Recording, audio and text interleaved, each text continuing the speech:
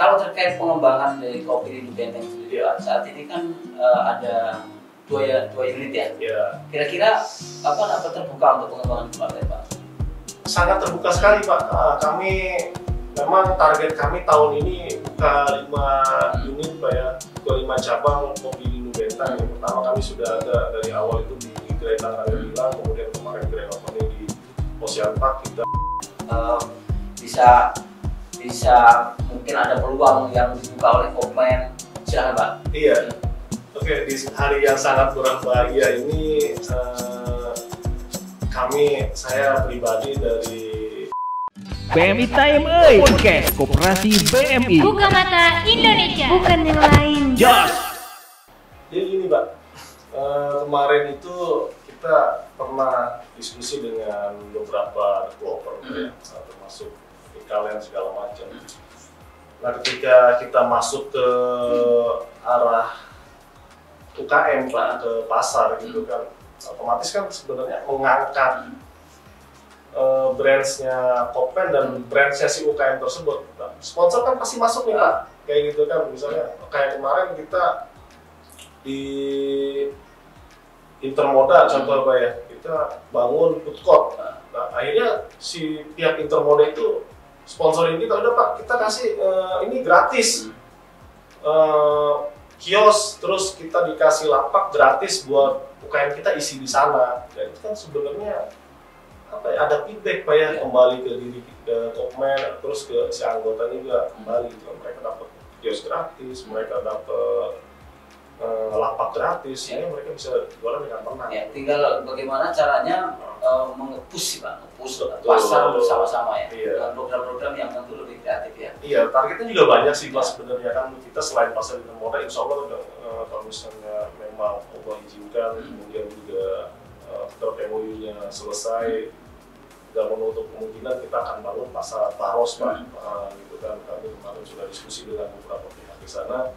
Karena memang ada informasi bahwa pasar Paros itu akan diswastakan, dan kami insya Allah siap seperti itu. Karena itu nanti masuk semuanya tuh, Pak. Ketika pasar kita keluar itu masuk semuanya. UKM yang masuk, kemudian pemberdayaan yang masuk, segala macam itu semuanya masuk, insya Allah, Pak, kayak gitu. Dan di pasar Pandeglang pun dalam waktu dekat ini kita akan bangun beberapa ruko di sana, Pak ya. Kayak gitu ada 38 unit. Kita tinggal menunggu draft MOU sudah selesai, insya Allah kita bangun. Terus pasar Pekanbaru juga insya Allah sudah menunggu, Pak. Insya Allah depannya banyak, Pak. Nah, ini target kami di 2022, karena kami bangun jaringan di 2021 untuk di 2022 target kami seperti itu, Pak. Jadi prosesnya di tahun 2021, hasilnya nanti di 2022. Kalau terkait pengembangan dari kopi di Benteng sendiri, Pak, saat ini kan ada dua unit ya. Kira-kira apa terbuka untuk pengembangan kembali, Pak? Sangat terbuka sekali, Pak. Kami memang target kami tahun ini buka 5 unit, Pak ya, buka 5 cabang kopi di Benteng. Yang pertama kami sudah ada dari awal itu di Gerai Tangerang Bilang, kemudian kemarin Gerai opening di Ocean Park. Kita luar biasa dapat tempat di sana gitu kan. Karena saya di sana kami lihat data statistiknya itu sekitar 12.000 orang itu per tahun yang hadir ke Ocean Park, kayak gitu kan. Nah, insya Allah nanti kami juga akan buka di Separna Padi, Pak, di Cikupa juga, karena kita akan bangun kantor Kopmen di sana, dan itu nanti kopi di Benteng hadir di sana. Dan di Intermoda pun ada kemungkinan kita hadir di sana, Pak, kopi di Benteng. Kalau ini ya bentuk bisnisnya, Pak, apakah juga nanti kopi di Benteng itu dikembangkan seperti kemitraan gitu mungkin, Pak? Bisa, Pak. Semua bisa, Pak. Nanti ketika misalnya memang orang ingin investasi untuk kopi di Benteng, bisa, Pak. Mereka sediakan tempat, apa SDM-nya dari kami, alatnya dari Kopmen, segala macam. Tinggal sistem bagi hasil. Semuanya bisa, Pak. Insya Allah bisa, Pak. Dan kami terbuka untuk itu. Kami sangat terbuka, ya. Kalau divisi konstruksi dan toko bangunan ya, Pak, ini kan kita tadi kembali ke konstruksi. Kalau internal nih, break lagi. Ada kondisi toko bangunan sebenarnya di setelah pandemi ini sudah berangsur membaik belum, Pak?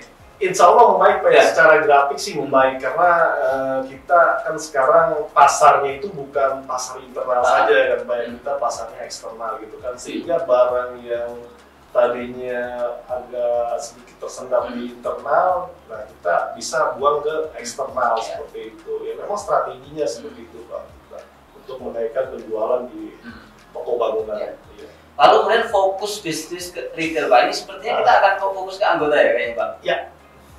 Gimana Pak detailnya? Sebenarnya gini Pak ya, karena kita marketnya kan hampir 190.000 anggota Foxnya, kemudian juga 80.000 Ya, 280.000 ribuan anggota lah ya Pak. Sekitar kalau digabungkan sekitar 280 ribuan anggota market kan semuanya. Kalau bicara peras kan kebutuhan pokok Pak ya. Tujuannya sih sebenarnya tujuan utamanya itu ya memang kita semuanya Pak, tapi kita coba di market kita dulu nih Pak, di internalnya dulu. Tapi eksternalnya pun jalan Pak juga. Kita sudah kerjasama dengan beberapa desa Pak. Kita karena kemarin Direktur Operasional fasilitasin kami untuk PU Rembuk, sehingga Pokmen itu hadir di setiap desa, dan apa yang bisa dikerjasamakan dengan desa itu kita bisa ciptakan seperti itu. Dan alhamdulillah mereka sih memang kejarnya beras Pak di desa ini. Ya Pak, beras kita ambil gitu kan. Jadi nanti kita lempar ke masyarakat. Beras ini pun dihasilkan oleh anggota BMI Pak? Insya Allah Pak, sama anggota BMI ini betul, Insya Allah Pak. Karena memang kita pabriknya juga di Tangerang, kemudian juga produksinya di Tangerang segala macam. Ya kita ambil padinya dari kebanyakan dari anggota, bahkan dari tanah wakaf juga kan ada Pak ya. Kita ada padi di sana, kita giling, kita jual ke anggota, dari anggota oleh anggota untuk anggota. Ya. Kita tadi sudah bicara tentang apa divisi konstruksi toko bangunan, retail juga sudah ya Pak. Nah ini KRB juga sudah. Nah ini Pak yang apa namanya yang tour and travel Pak. Ini kan kita alhamdulillah hampir pulih nih. Persiapan-persiapan yang dilakukan misalnya terkait dengan mungkin kita kan sedikit lagi, bentar lagi umroh dibuka nih ya Pak. Ini gimana Pak? Iya, kemarin saya lihat berita di TV bahwa umroh sudah bisa dibuka Pak ya. Cuman kami kan belum, ya kami ngelihat peluang itu kayak wah bahagia sekali gitu Pak. Kami yakin Pak, ke depan orang akan kangen jalan-jalan, karena kan mereka patung nih hampir 2 tahun mereka nggak bisa umroh, mereka nggak bisa jalan-jalan ke luar negeri segala macam. Tapi untuk domestik, insya Allah kami tetap jalan Pak. Kayak misalnya untuk wisata religi, kemudian juga wisata ke Kawah Putih segala macam, insya Allah kami tetap jalan. Tapi yang pasti kami tetap masih nunggu regulasi untuk masalah umroh Pak ya, dan insya Allah kami yakin bahwa ke depan orang akan kangen jalan-jalan. Betul Pak, dan itu akan booming di awal-awal pasti. Insya Allah seperti itu. Makanya kami persiapkan nih Pak prosesnya seperti apa. Kita sudah sebar terus, sudah macam promosi ke sana ke sini. Ya kita tinggal tunggu hasilnya saja Pak. Insya Allah itu akan baik seperti itu. Ya. Lalu kemudian yang elektronik nih Pak. Elektronik.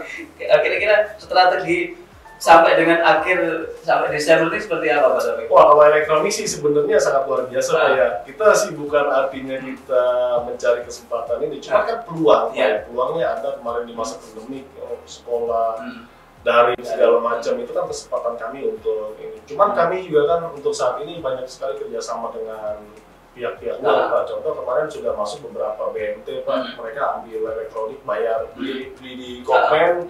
Itu kan mereka kreditin di pasarnya mereka seperti itu, dan pihak-pihak luar pun sudah banyak Pak ya, karena memang harganya kompetitif Pak di kami. Berarti kita terbuka untuk mensuplai kebutuhan elektronik itu kemanapun nih Pak? Sangat terbuka kemanapun itu Pak, Insya Allah, karena ya sudah jalan karena Pak pihak-pihak luar itu banyak yang beli di kami, itu sudah jalan Pak, bahkan mereka buat jual lagi pun yang monggo saja. Kepastian vendornya kita dapat bagus lah ya Pak? Betul, Insya Allah. Cuman kalau elektronik kadang-kadang kan ada beberapa item yang ada ketentuan. Harganya itu kemudian juga apa? Ada regulasi harga di bawahnya, betul seperti itu Pak. Tapi Insya Allah kami aman lah Pak, kami tetap taat terhadap aturan itu. Kayak gitu. Lalu ini Pak, keyakinan apa yang Pak Taufik bisa berikan terhadap pengurus, terhadap anggota gitu juga, bahwa di bawah Pak Taufik itu Kokmen itu bisa ini. Ini pertanyaannya luar biasa nih Pak. Saya sih sebenarnya gini Pak ya, saya hanya diuntungkan sebagai GM. Sebenarnya gitu. Kami kerjanya tim tetap Pak ya. Karena kalau saya diuntungkan sebagai GM, saya punya pengaruh di sana. Contoh misalnya gini, saya sedikit cerita Pak. RT punya pengaruhnya di kawasan RT aja ketika dia berbicara. Kemudian kalau misalnya levelnya lurah, ya dia punya pengaruh satu desa. Nah, alhamdulillah saya dipercaya sebagai GM di Kopmen, saya punya pengaruh terhadap divisi. Ya. Karena orang yang sukses itu orang yang bisa membawa pengaruh yang baik terhadap lingkarannya, Pak. Nah, karena lingkaran kesuksesan ada 3, ada lingkaran perhatian, ada lingkaran peduli, sama lingkaran pengaruh. Kadang orang kalau misalnya lihat secara bisnis, lihat kayak kemarin di Ocean Park, ramai kan Pak? Ya. Orang kan kalau hanya di lingkaran perhatian, dia hanya memperhatikan gini, Ocean Park ramai banget gitu. Tapi dia nggak peduli Pak. Nah, naik lagi kan ke tingkatan ke lingkaran peduli. Dia peduli, dia coba masuk. Dia coba masuk ke Ocean Park, oh ternyata masuk Ocean Park ini seperti ini. Dia tidak hanya memperhatikan, tapi dia peduli. Nah, masuk lagi ke lingkaran yang tertinggi, lingkaran yang tadi saya bilang itu kan lingkaran pengaruh Pak ya. Dia masuk, dia dagang di situ, dia ikut mempengaruhi lingkaran tersebut, akhirnya ya dia itu tingkat kesuksesannya di situ. Karena yang membedakan orang sukses atau nggak sukses itu cara berpikir Pak. Saya pernah baca satu buku itu ada 4 cara berpikir Pak. Yang pertama itu deklaratif, yang kedua kumulatif, yang ketiga serial, yang keempat paralel. Orang yang berpikir deklaratif itu pakai kata dasarnya atau itu kata dasar paling primitif untuk bisnis Pak. Nah, ini bicaranya bisnis Pak ya, tadi tentang kesuksesan Pak ya, makanya saya terjemahin dari awal dulu tipsnya. Orang kalau berpikiran kata dasarnya atau ini sangat primitif Pak. Contoh misalnya gini, saya mau dagang Pak. Saya mau dagang, saya ke pasar, saya lihat ada toko buah, saya mau dagang buah misalnya. Terus saya pulang ke rumah, saya lihat di rumah saya lagi panen. Misalnya lagi panen buah-buahan, ada anggur, ada mangga, ada pepaya, sama ada pisang. Saya kalau berpikirannya deklaratif, pakai kata dasar atau, pasti saya berpikir gini, saya harus jual mangga, atau anggur, atau apel, atau nanas, kan seperti itu. Nah, naik lagi Pak, tingkat pemikiran saya ke kumulatif, pakai kata dasarnya itu dan. Kalau orang berpikirannya pakai kata dasar dan, dia nangkap semua peluang Pak. Dia pasti berpikir gini, saya harus jual anggur dan nanas dan apel dan mangga. Contoh misalnya kayak saya di Kopmen nih, saya harus jual produknya DKTB dan DTT dan elektronik dan semua seperti itu Pak. Kalau saya berpikirnya atau kan saya satu aja. Betul. Saya harus jual DTT atau DKTP atau. Nah, naik lagi Pak, ini cara berpikir paling tinggi itu paralel Pak. Jika maka cara berpikirnya. Misalnya gini, jika DKTB ini bekerja sama dengan maka hasilnya kan seperti itu Pak. Misalnya jika anggur ini saya bikin parcel maka hasilnya seperti itu. Jadi value-nya bertambah ya Pak? Iya betul. Jadi makanya saya kurang setuju ketika tingkat kesuksesan seseorang itu diukur dari sekolahnya atau apa, saya kurang Pak. Karena gini, singa kalau berburu di hutan, kalau yang satu gigit leher, yang satu pasti dia gigit kaki, gigit badan. Apakah singa sekolah? Kan enggak. Apakah singa tinggi tingkat intelijensinya di mata manusia? Kan enggak Pak ya. Karena cara berpikirnya aja Pak. Karena tetangga saya pun lulusan SD bisa maju lebih hebat dari saya, jauh lebih hebat kan seperti itu Pak. Karena saya pernah baca gini Pak, saya pernah baca biografinya Maradona. Maradona itu kalau lagi main bola, dia selain kalau lagi main bola gini Pak, dia selain tahu siapa yang di samping dia, ketika dia nendang bola dia akan tahu orang ini akan lari kemana. Jadi dia bereaksi terhadap keadaan tersebut. Itu cerdas Pak. Ketika dia ngumpan, dia tahu nih, dia bakal nendang kemana dan saya harus lari kemana. Dia harus bereaksi terhadap keadaan.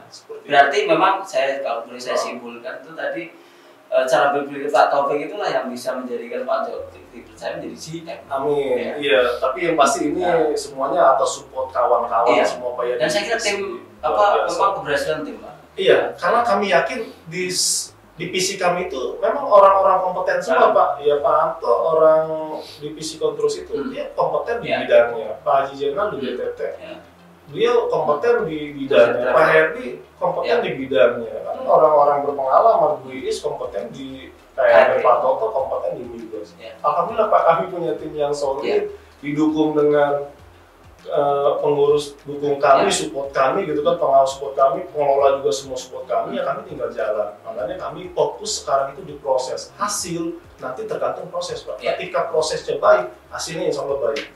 Makanya saya segala sesuatu itu saya fokus di prosesnya, Pak, bukan di hasilnya. Kayak gitu. Obrolan kita menarik, Pak. Tapi ternyata kita sudah siap. Ya, jadi nanti kita bisa ngobrol lain kali, Pak. Mungkin closing, Pak. Bisa kasih closing. Closing statement, ajak ke pemirsa untuk bisa mungkin ada peluang yang dibuka oleh Kopmen. Silakan, Pak. Iya. Oke, di hari yang sangat berbahagia ini saya pribadi sebagai GM Kopmen mengajak seluruh warga Tangerang dan warga Banten, ya, semua lah yang ada di Indonesia ini untuk menjadi anggota Kopmen, Pak. Karena kita selain di bisnis kita juga ada di pemberdayaan seperti itu. Dan harapan kami juga di Kopmen, semua anggota Kopmen yang sudah menjadi bagian dari Kopmen itu meningkatkan kapasitasnya sebagai anggota, Pak. Terutama di dalam permodalan kita juga sudah, karena kita sudah mulai bagus nih, Pak. Kita sudah kerjasama di luar segala macam. Dan pasti sih itu harapannya semua bisa menjadi anggota Kopmen. Baik, terima kasih Pak Taufik. Menarik sekali obrolan kita. Gak terasa 35 menit, Pak. 30 menit ya. Gak terasa. Baik pemirsa, itu tadi obrolan saya dengan Pak Taufik Hidayat, GM Kopmen BMI. Ya, bagi yang belum subscribe silahkan subscribe, kemudian share informasi ini. Banyak peluang di Kopmen BMI, ya, banyak peluang di Kopmen BMI. Pemirsa atau teman-teman koperasi Indonesia bisa menghubungi Pak Taufik. Apa saja sih sebenarnya bisa dikolaborasikan itu yang dengan Kopmen BMI, karena kita eranya itu era kolaborasi. Saya kira itu dulu, kita ketemu di sesi podcast berikutnya. Wassalamualaikum warahmatullahi wabarakatuh. BMI Time Podcast Koperasi BMI. Buka mata Indonesia, bukan yang lain. Jos.